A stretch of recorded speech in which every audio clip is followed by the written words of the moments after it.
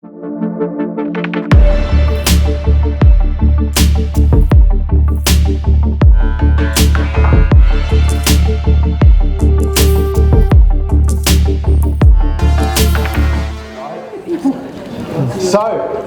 our next presenter is Pane Andov.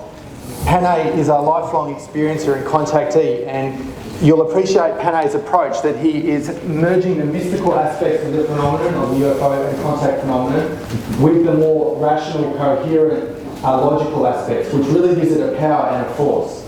Pane's background is that he has 15 years in telecommunications. He's an author, publisher, contactee, astral experiencer, public speaker and instructor of the psionic arts. At age 7, Pane was taken on a UFO and his DNA was altered, and after that experience he began to experience paranormal phenomena. And as a teenager, Pane became fascinated with transcendental meditation, Tai Chi, yoga, Buddhism, astral projection and all things related with the paranormal. And eventually he began to actually consciously learn to astrally project, and he learned to be fully conscious during, here's another one, OBE. Anyone? You guys are good? And then he started to do the lucid astral projection, and this led to mind-blowing realisation. So today we're going to hear Pane's experience of contacting the astral, which I think will be carrying much more to many more people than what they're actually consciously aware of. But Pane's paranormal abilities will be able to give us more detail and lucidity around that topic. So please make welcome the astral experiencer, Pane Andov. Thank you very much, Anthony, for your kind words.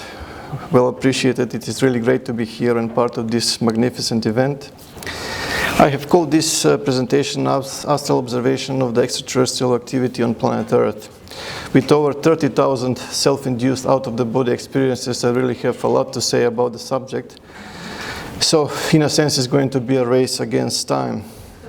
As Anthony mentioned, we are all blessed to be here and part of the awakening process which is happening on the multi-levels. During my entire life, I looked deep into the cosmos trying to find the fundamental answers to the questions: who we are, where did we came from, what are we doing here, where are we going, and what is this reality that we are part of.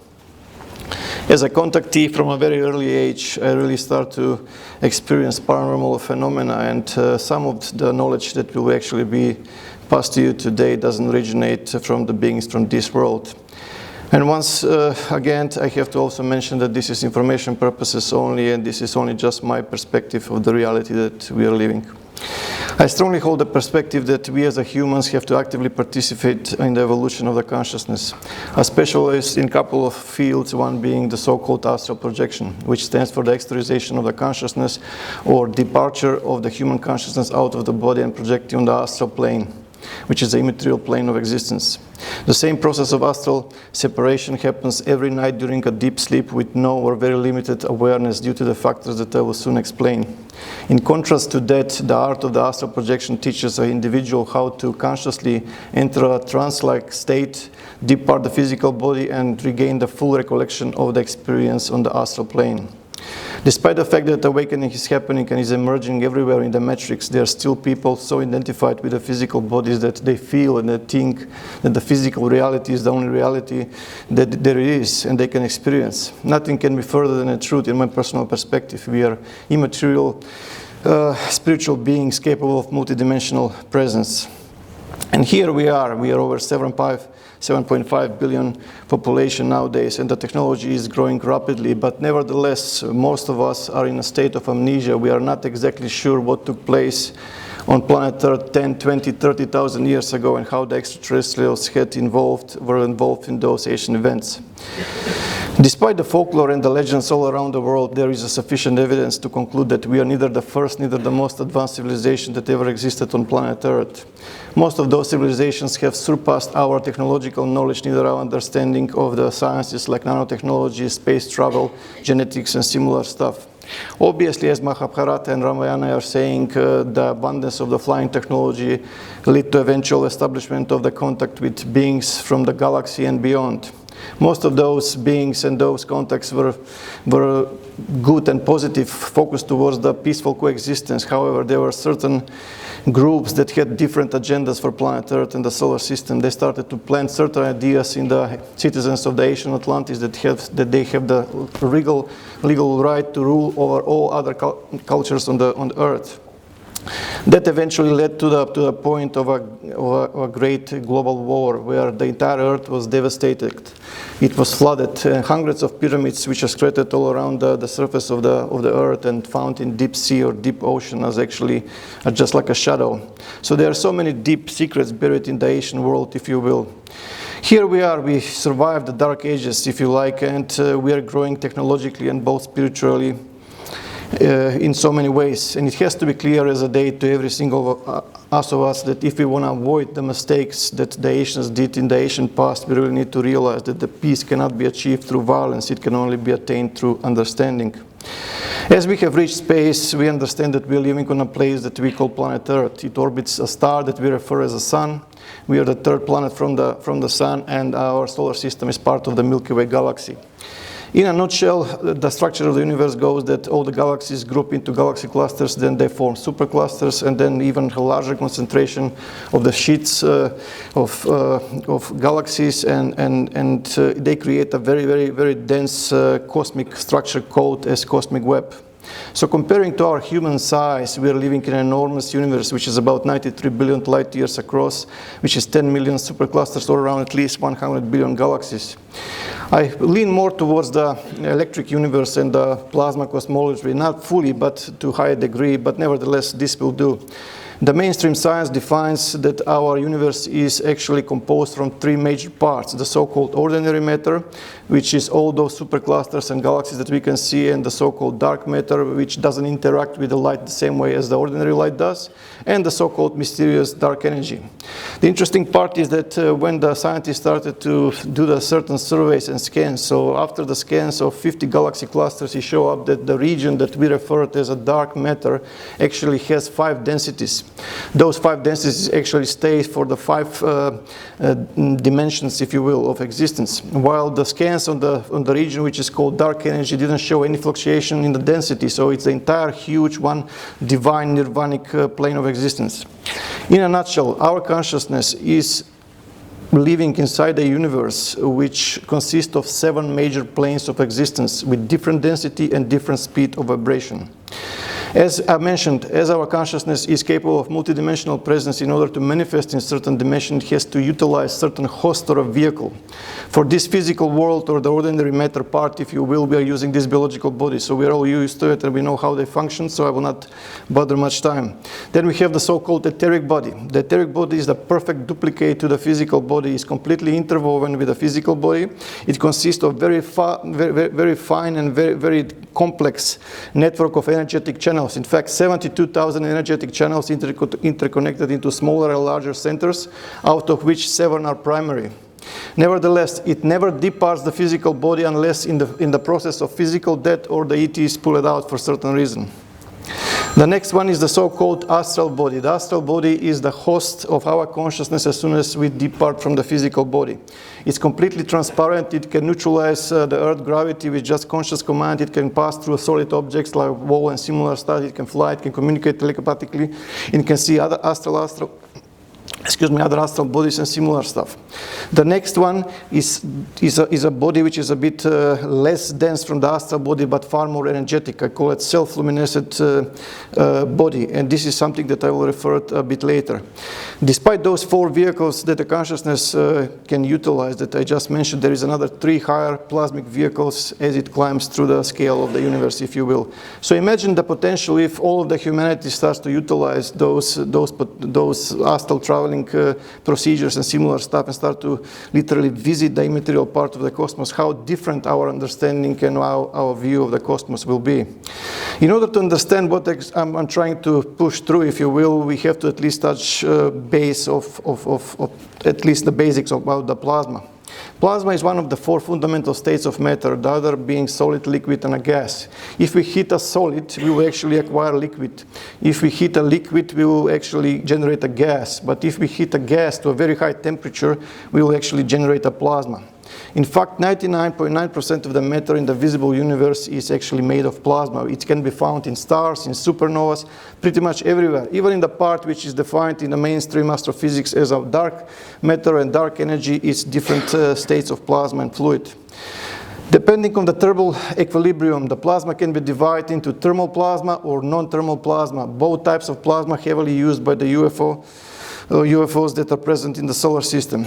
As soon as a person starts to depart from the physical body, to him or to her, it becomes crystal clear that we are living in a universe that is complex, that is very precisely designed. Everything is interconnected. Everything that is interconnected is actually run by something which is called source consciousness. During my entire life, I tried my best to tune deep into myself to become one with that higher plasmic vehicle, if you will, where I can actually tune into the source consciousness and generate some valuable data. It became crystal clear to me that if I want to understand the deeper secrets of the universe, I have to go beyond the visible spectrum. I have to go beyond the physical body. So I started to utilize the subtle bodies. It took me a while, but once when I started to utilize, I started to experience certain very strange paranormal phenomena in the astral plane and beyond. And I realized that we are not just alone, but there is so much things going on. So just for the information purposes, in 1964, Russian astrophysicist Nikolai Kardashev defined 3 levels of civilization, type 1, 2, and 3, based on their capacity to harness and use power as well as the amount of knowledge the civilization have access to. The entire solar system, to the best of my knowledge, has abundance of creatures that can actually reach the level of development that equals the type 2 civilization, and eventual visitation of type 3 civilization. The bottom right picture is showing actually the double size of the UFO crafts comparing to the size of the sun, which is actually symbolized with not symbolized, but is depicted with the white circle. So there are different sizes of the type 2 civilization. There are many crafts that are observed in the rings of Saturn. Many are observed around the Earth. Too, they're pretty much everywhere. There is a very good point with what Dr. Norman actually put through and in his book, The Ringmakers of Saturn, and definitely I would recommend his work. And there is always a shadow government who actually controls the subject as a UFO and the alien matters, if you will, and there is a deliberate cover-up which still actually is going through the politics, media, and all other means. Nevertheless, at this stage, we are at the type 0 civilization of evolution. Hopefully, if we don't destroy ourselves through some military mean like the Asians did, we will successfully be transiting, in my personal opinion, towards type 1 civilization from 100 to 200 years from now. Type 3 civilization is quite interesting because it deals with the matters on a galactic level and beyond. They can actually manipulate supernovas, they can actually control stars and similar stuff. And in my perspective, it has to be clear as a day that human species is just one of probably trillions of species out there in the vastness of the universe. Considering the fact that many of those species have been older, they're actually longer inside the universe, they have definitely surpassed our technological knowledge and also our understanding of the universe in any aspect that we can think of. So that's why the shadow government started, who controls actually everything, all the space agency and everything else, started to deploy certain technological devices, which are some back engineered from the alien technology, how to see the parts of the invisible spectrum that we cannot see with the physical eyes. This small example is from the object from 2012 that was visible around 30 seconds. It actually shot a beam of plasma directly into the sun's surface for the purposes that I will soon explain. But before I do that, I have to just mention that the Solar Dynamic Observatory from NASA consists of 3 major scanning parts. One is the so-called atmospheric imaging assembly that can see or observe the sun in 10 different wavelengths. So this particular object that I'm referring was visible only on 131 light measurement, and it was not visible neither on visible spectrum, neither on other filter. Sometimes the object appears in 171 or 193, it's not visible in the other, so it's kind of a game that we need to understand what those UFOs are actually moving and what they're doing. Anyway, obviously those crafts that are under intelligent control, they're utilizing the star for many different purposes, one being the opening the sun gates or closing the sun gates and similar stuff. So what exactly, how does it work? Our star is interconnected with a huge, vast network of stars through a system that is called cosmic metro system, through wormholes, and using physics that we are still yet to discover. They're able to travel not just from one part of the galaxy to another, but from one quadrant of the universe to a complete different, very distant quadrant of the universe, probably on the other side on the visible universe. To the best of my knowledge, most of the UFO traffic goes towards those most densest neural pathways of the so-called cosmic web. So once again, this object, as I mentioned, it was actually shot the plasma beam directly into the sun's surface. It started to agitate the solar plasma. It opens the sun gate, which lasts from about 1 to 3 seconds from what we were able to see on the X-rays. And then it opens a wormhole. Sometimes the objects come out, sometimes the objects go in. Nevertheless, in most of the SOHO, stereo ahead or behind, or eventually Solar Dynamic Observatory, we don't see very fine structured UFOs. We see anomalies that are glowing, spheres or cylinder shape or whatever. They are glowing because they have a plasma shield around them, and sometimes they pulsate. So please pay attention to that bottom right picture. As you can see, the cigar-shaped object moving, departing from the sun's surface and leaving a plasma trail. Despite the fact that their propulsion system is a bit complex to our technology, the simplicity goes like this. If we have a fluorescent lamp and we put the fluorescent lamp in space, we start to energize the fluorescent lamp. That will actually produce the ionization in the gas in that fluorescent lamp, and it will create a plasma. It will, if we chop up one part of the fluorescent lamp, that generated plasma will start to escape into space. As it escapes into space, it will create a contra force that will actually push the fluorescent lamp into opposite direction. In other words, they are using plasma to create a thrust or acceleration. And in fact, the Type 2 civilization in the solar system is using this method in abundance, and that's something that I have seen it. Considering the fact that the solar wind is a plasma itself, it creates and actually is ejected from the sun corona. They're literally surfing on this plasma. Anyway, the shadow government is obviously aware that the plasma is far more important than anti-gravity or something which is already discovered, of course. And that's why they're utilizing experiments in space and deep underground bases just to discover the deeper secrets and how the plasma reacts under gravity, under zero gravity, and similar stuff. Nevertheless, the more we understand how plasma reacts in space, the more we understand that the galaxies are positioned or structured in shaped in a certain way, because there is like an electrical connectivity between everything. In fact, all the civilizations which are far more evolved than the human civilization are utilizing plasma due to connectivity. Nevertheless, those objects, as I mentioned, are everywhere. Sometimes what people refer to as a comet, they do like a 90 degrees, turns, sharp turns and similar stuff, and which are not comets at all. They're just ejecting plasma. The images on the right, I call those cruisers and transporters. What is happening? The Type 2 craft just comes, shoots a beam of plasma using a cymatic sound. It opens the sun gate, and it starts to suck definitely 100, 200, 300 objects, whatever, from a smaller size.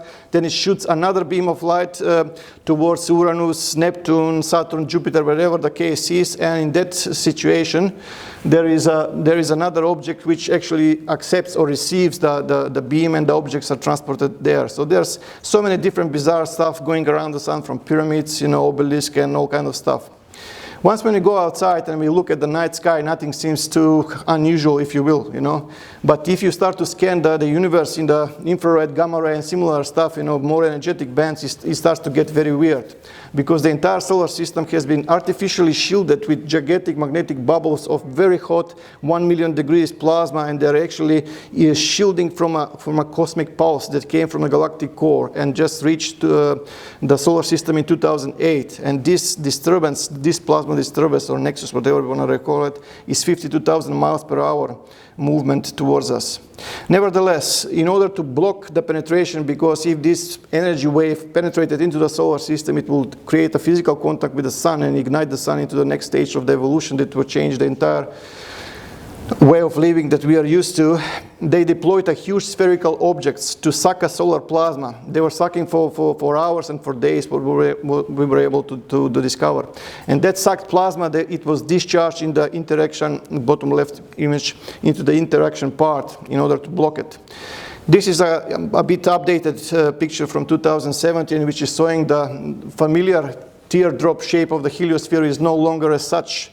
Due to the pressure of this force, it has compressed to more rough bubble. And it's now only 94 astronomical units away from the sun. How this is going to play in the years to come is going to be interesting.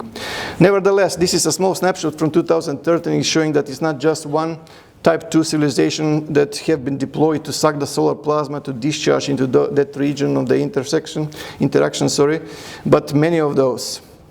And there are different bizarre stuff which are going on. So what I'm trying to say, we don't fully understand what is happening on our planet because we don't see the stuff which are happening on the immaterial part of the electromagnetic spectrum. That is why the understanding of the astral science and the astral phenomena inside is very crucial. During my entire life, I've been into 30 years into this. I have many thousands of students worldwide. I tried my best to actually teach them how to control their inner chi, outer chi energy, how to move their astral body out, how to stay longer on the astral dimension and similar stuff. And it became crystal clear to me, if I really want to succeed with this, I really need to push it. So in my youth, for months and for years, I was pushing 7-8 hours of training per day. The objective was not to see just blindfold and sense stuff, but also to adapt the consciousness out of the body, to sustain independently and to develop the so-called astral vision. Nevertheless, it's a combination between what the Chinese and the Japanese culture are doing as a Qigong. Once when you start to master the inner Qi, energy is really powerful, but once when you start to apply and master the outer Qi energy, things get even more interesting. At the end of the day, everything runs on energy. The more you're able to project the energy out of you, the more you can actually do the astral traveling and similar stuff.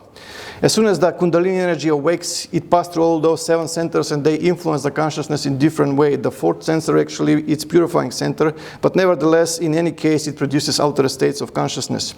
Without the opening of the so-called Ajna chakra, third eye, whatever terminology we want to use, all this awakening process is half blind. So that's why I tried my best to teach people definitely how to activate that center.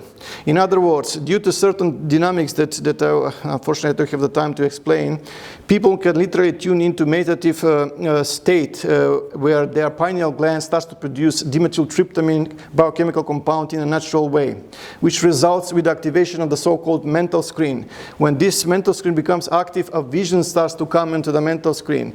And those visions at the beginning, they're random. That's the first stage of the so-called remote viewing.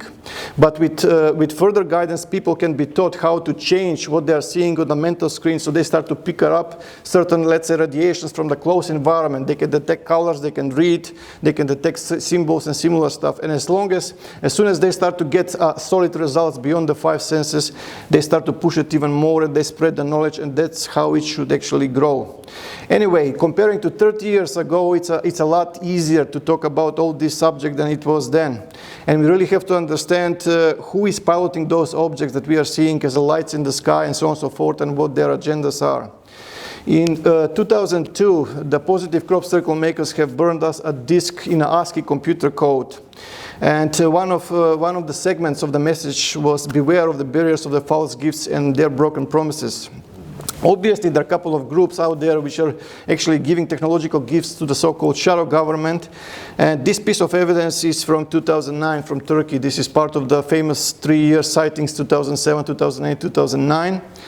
And quite piece of evidence, because once when you zoom into the craft, it's the same creature that we have to be aware of, depicted in the crop circle and also depicted in many times from the security cameras. And they're pretty much everywhere. Recently they found a couple of alien mummies in tomb in Nazca in Peru, which are similar to the species that we are actually seeing, 3 fingers. The DNA has been analyzed and still they cannot acknowledge, but obviously those are not humans. Very similar as the humankind is abusive towards the animal species, if you will. They abuse them in so many ways. Certain groups of extraterrestrials are abusing humans in other ways. There are projects and programs, if you will, that the ETs, especially the negative ones, are performing. For example, the crossbreeding and similar programs. Quite often there is a high number of mysterious disappearances of the human fetuses.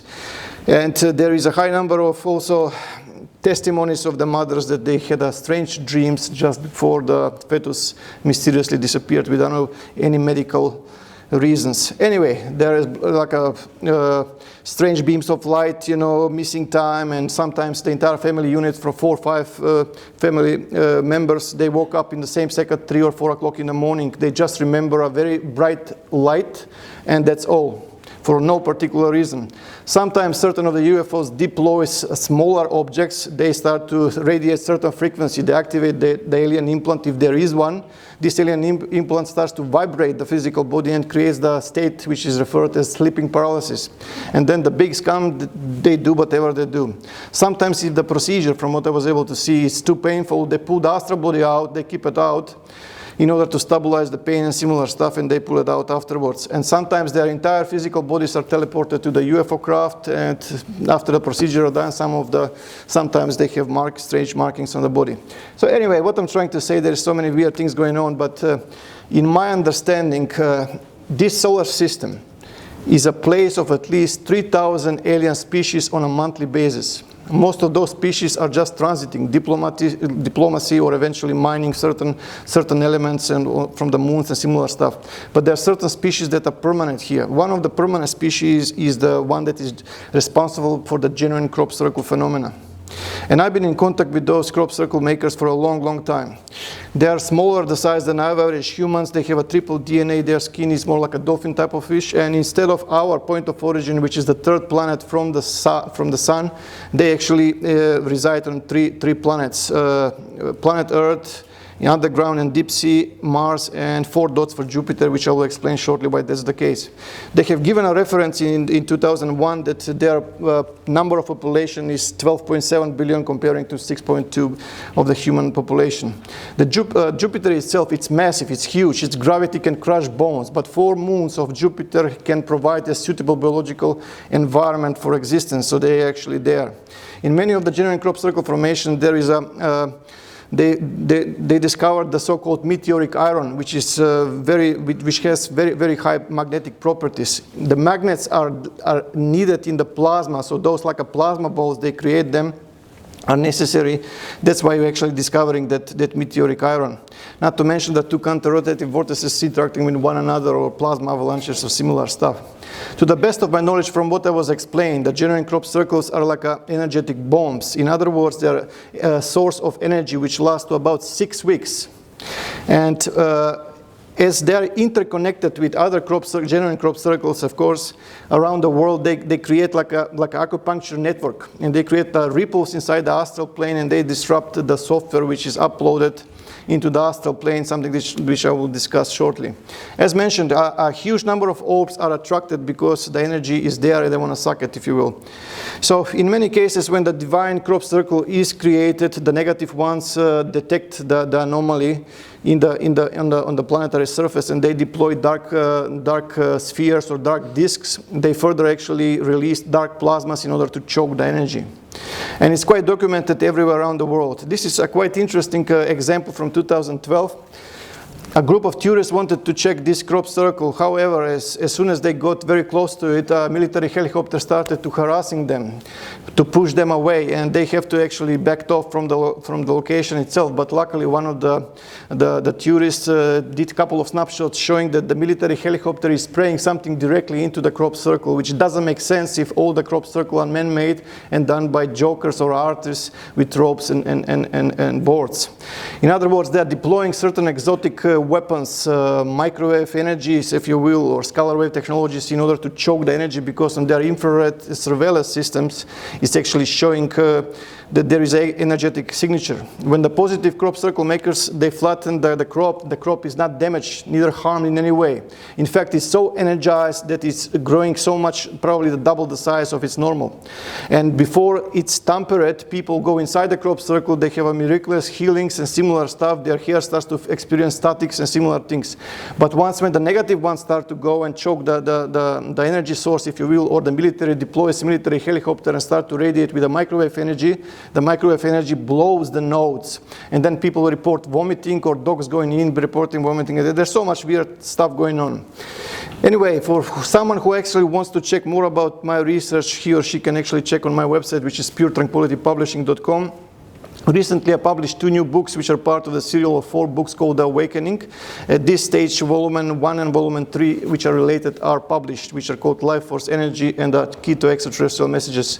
The first one deals, the Life Force Energy deals with a complete manual, 30 years of research and experimentation into very packed so densely that it's just like a shortcut, you know, for the people who want to progress to remote viewing, astral travel, and eventual contact with the ETs. The other one deals with the ET stuff on the solar system scale, and also most importantly, which is the main topic of that book, is how to create the so-called flower of life auric field for the purposes that will be explained in the books.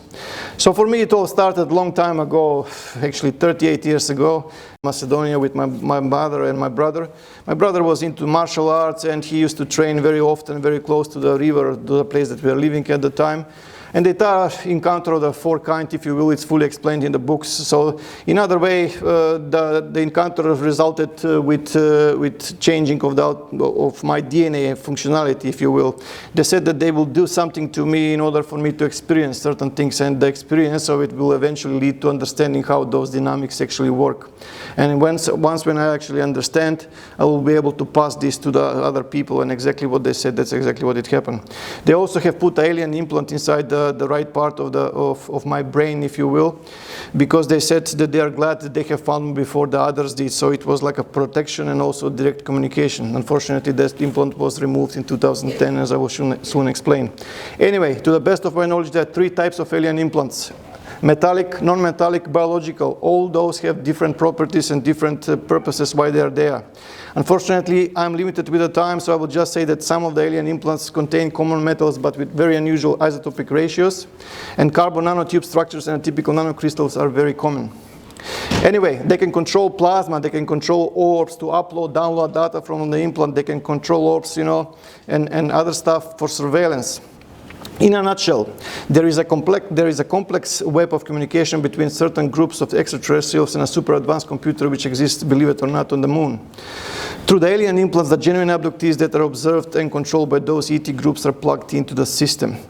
Most of the, unfortunately, the negative program which exists in the astral plane for purposes that I will shortly explain, originate from the Saturn and from its rings. As soon as the objects create they pass through the rings, they create like a resonance, and this vibration actually goes further and it reaches the dark side of the moon. There is a precise purpose why we are seeing only one side of the moon, because it's not natural, it's artificial satellite, and there's so many evidence to back it up. Unfortunately, I'm limited as a time. But nevertheless, there are very tall towers on the dark side of the moon which receive the signal. Then they create like a complex network of energy which create a very strange pulses on the moon. And those very strange pulses of the moon, like moon is affecting Earth by gravity and the tide in the ocean and similar stuff, it's affecting the astral plane. In other words, your awareness as it now, as you actually can hear my voice, see me and everything, you can experience everything around me, you can do the same into the astral dimension with your astral body. But it's prevented because there is the entire astral plane has been hacked by the alien hackers, if you will. In other words, there is a mask which prevents the human awareness into that plane of existence. But thanks to the arts like astral projection, like dream control methods and similar stuff, this illusionary hologram which people call dreams can be broken to pieces, and you can actually awaken on the astral dimension and see the real reality. One will ask, what is the purpose of this manipulation? Because if you start to go out there, you will see there UFOs, you will see the abduction scenarios, you will see many stuff which is happening around there, which you cannot see now. Nevertheless, this image supposedly taken by Apollo 17 is very interesting from the moon. Take please example on the bottom crater there, which is showing that the entire moon is literally hollow. There are underground cities and there is a civilization. Anyway, after they have done the change, if you will, with certain beams of light, as I mentioned, I started to experience certain paranormal phenomena, but most importantly, I started to awake differently. I was able to literally levitate from the body, pass through the ceiling and observe the environment, and I later learned that this is called astral projection. Due to the incident that took place with my mother, I was literally forced to retry, to back off with those forces, if you will. And nothing paranormal pretty much happened from the next 7 to 8 years.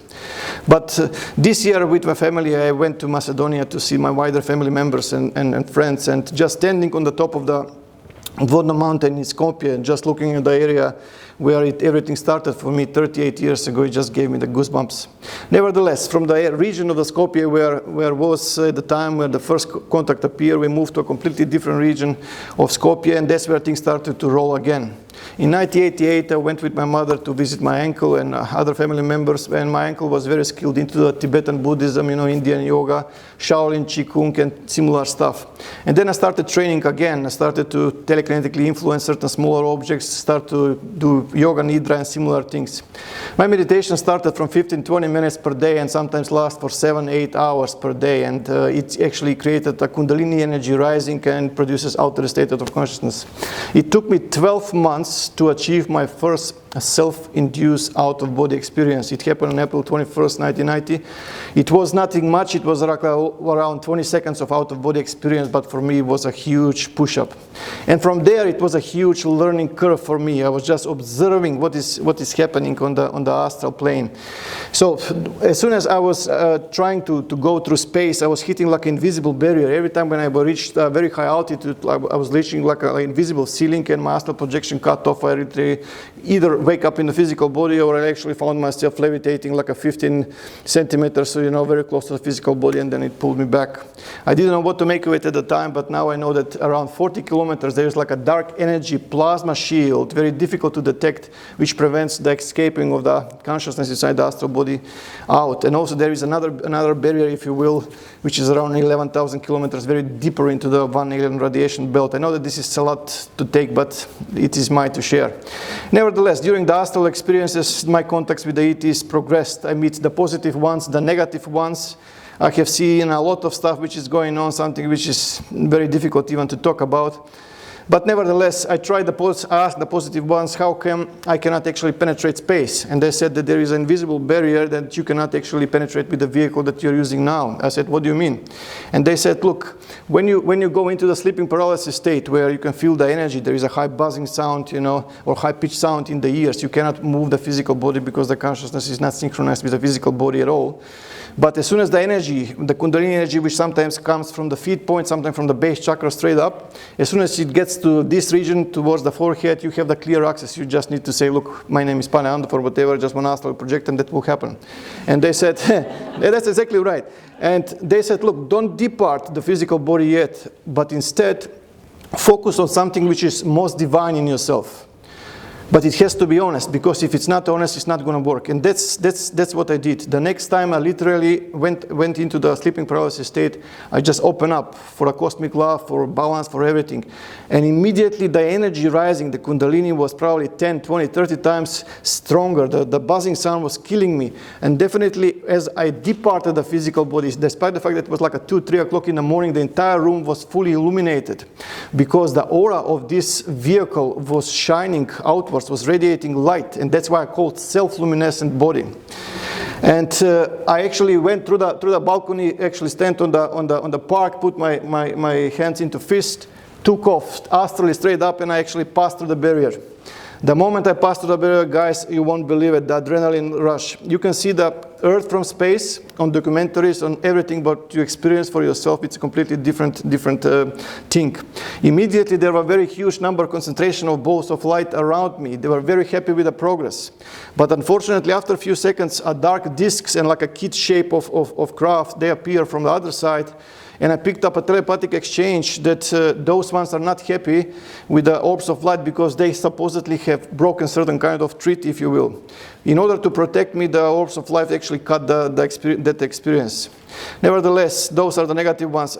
I have put thousands of astral travels, into my diaries. As soon as we stepped foot in Australia in 2009, our apartment was broken completely. There was no money that was stolen, only the diaries were taken.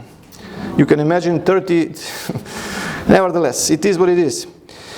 Anyway, I observed from there, it was a learning curve for me. I observed everything. Sometimes I was able to see the UFOs very close to the proximity of my suburb where I was living at the time in Skopje. And I immediately went back to the physical body to check if they are there. instead of the UFOs, I was seeing holes in the clouds. So obviously they were cloaking themselves, if you will, not able to see them. And there's so much stuff going on. And I have noticed that the objects are literally using the volcanoes. So the volcanic openings are definitely going into the inner earth. And the entire origin of the lava is a lot more towards it's a lot closer towards the surface of the earth than towards the inner earth. Nevertheless, there are so many underground bases, which sometimes is shadow government, bases, sometimes UFO bases. There are so many different weird things going on. In a nutshell, most of the UFOs that I have seen are usually using the volcanoes and the hydrothermal vents to penetrate in and out from the inner earth. Nevertheless, I also noticed that there is a huge number of frequency of the crafts which are literally going in the thunderstorms. Why? Because the lightning strike generates plasma. This raw plasma in there is then actually fused with the UFOs, and they can actually transform it to thermal or non-thermal plasma, depends on the need. Sometimes those plasma shields, because most of the time the plasma shields are on and they can actually protect the vehicle from very, very high pressure in deep ocean or inside. So seeing all this, it was quite astonishing for me. Quite often after 7-8 hours of astral traveling, I was returning back to my physical body and just staring into the ceiling for 1 hour or so, trying to process everything that I have seen. The most bitterness was that there was not many people to share those experiences. You can imagine.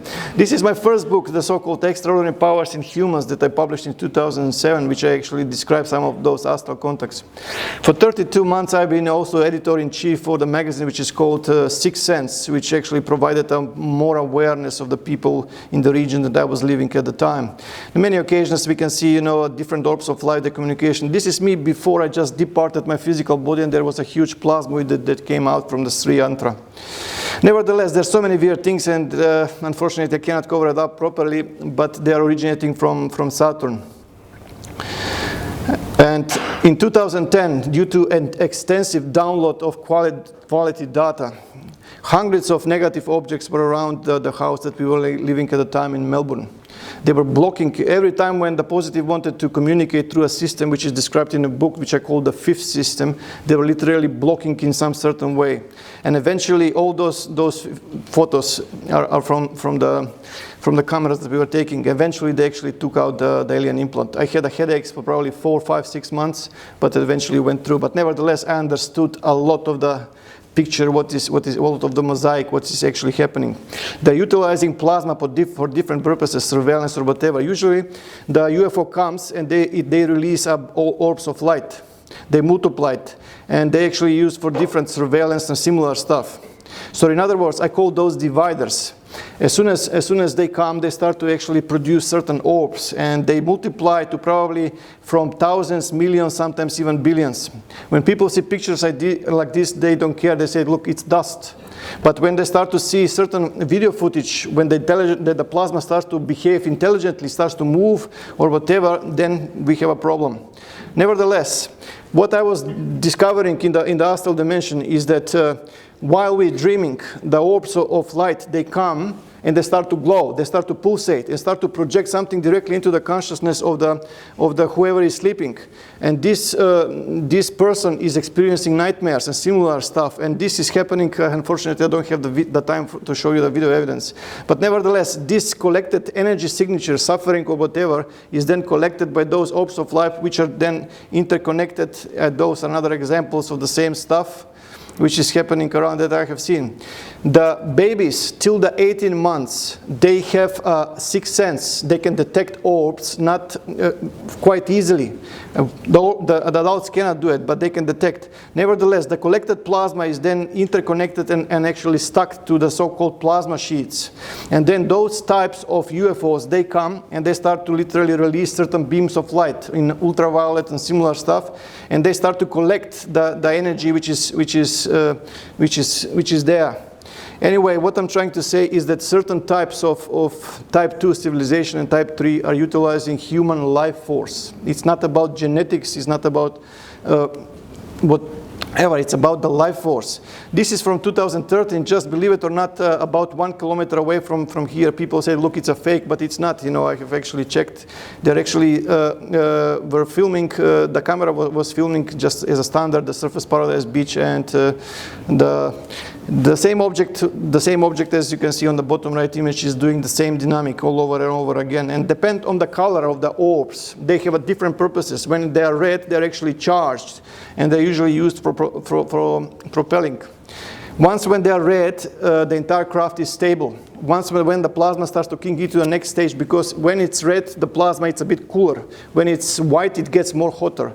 Once when it gets more hotter, the entire craft starts to destabilize and starts to leave our plane of existence, or it moves into the other dimension, if you will. Nevertheless, the same way as we are using drones to observe other people and so on and so forth, they are using orbs. In other words, when we use cables, servers, cameras, computer screens to literally do surveillance of the planet, they're using plasma orbs, if you will. Sometimes they're like faces that are coming from the orbs themselves, but that could be actually triggered by the point when they're doing certain holographic illusions to some point, or sometimes alien faces come out because they can see this from the moon, if you will. So the entire system is actually plugged to the system, and it is quite important why the moon is where it is. There is so many bizarre stuff going on, and the moon is artificially placed like that to have an abundance of minerals and elements that they are required for their technologies. And that's why the moon itself is 400 times smaller than the sun, and it's 4 times closer, and this doesn't get in a normal way. And just to say that this is not a dust or whatever, the phenomena has been well observed in space too. Nevertheless, there are so many different stuff which are coming out from the volcanoes, if you will, and those can literally cause a heart attack. They go in and they can actually do whatever, you know. There are so many different varieties of things that are happening. Sometimes the thoughts of the humans are not their own, you know, the thoughts of anger or whatever, you know, are just implanted by other. Sometimes they can even download data from the deceased person. You know, there's so many things that they have mastered the 4th state of matter, which is called plasma, in so many different ways that we are still yet to discover. Anyway, to summarize all this part, planet Earth, to the best of my knowledge, after 12,000 years ago, has become an elaborate zoo created by few hyper-intelligent alien species. There are alien abduction programs, alien implant programs, alien hybridization programs, mind control, plasma orb surveillance, hacking and full control of the astral plane, and blocking the plasma wave that actually can create and can flash this energy which is in the solar system. The shadow government is utilizing their own forces to deal with the matter in their own way and understanding. For example, they are actually deploying the chemtrails. Chemtrails have a multi-purpose. Once when they are actually deployed, their chemical compounds, it gets especially the molecules, they get agitated as soon as the plasma vehicle that moves with very high speed goes through, and they can pick it up on their infrared satellite systems. And pretty much what they're trying to do, partly with the chemtrails, is they want to pinpoint the UFO traffic as much as they can in parallel with the human air traffic. So what we can do as ordinary people, we have to awake. We have to see through the manipulation. The first step in solving a problem is recognizing there is one. Once when we understand that there is a problem, we will find the solution, because the solution and the problem are not separated. We have to tune deep into ourselves, unleash the potentials that we have, if you will, start to utilize those powers. We have to learn how to manifest the DMT biochemical compound in a natural way through certain meditative states and similar stuff. Once when we activate the Kundalini energy will produce DNA reactivation. The more DNA is reactivated, the more potential, more telepathy, psychokinesis, other stuff can be utilized. We have to find ways to resist the astral plane, the manipulation, which again, I do apologize, but I'm limited with time, I cannot explain properly. We have to actually reinforce the plasma, learn the astral travel, and start a good quality scanning. There are so many other beings which are positive, which do not agree with the negative, and they're positive in the solar system, so we can reconnect with them. But most importantly, to reconnect our individual consciousness with the source consciousness, to divine source. So it has to be clear as a day to each of us that there is only one way out of here, and that's called spiritual awakening. And we have to deal with this in a way that we have to provide a suitable environment for our future generations that can actually take this further. And the future kids will be brighter. Some of those kids will be actually born with a triple DNA. Telepathic, psychokinetic, and so many other stuff. And it won't be long until they start to scan the solar system beyond the 5 senses. And they will see that there is a deception. And from that point, it won't be long until they will start to exercise the idea to unite the energy. Once when they unite the energy, they will definitely break through, break free. And instead of escaping planet Earth, they will create a heaven on Earth like it once was in the time of Lemuria. And those new kids will be calling galactic humans, and they will have the honor to pass the knowledge. So whoever wants to know more about this, I will be there on my staff. And thank you very much for your attention. Well appreciated.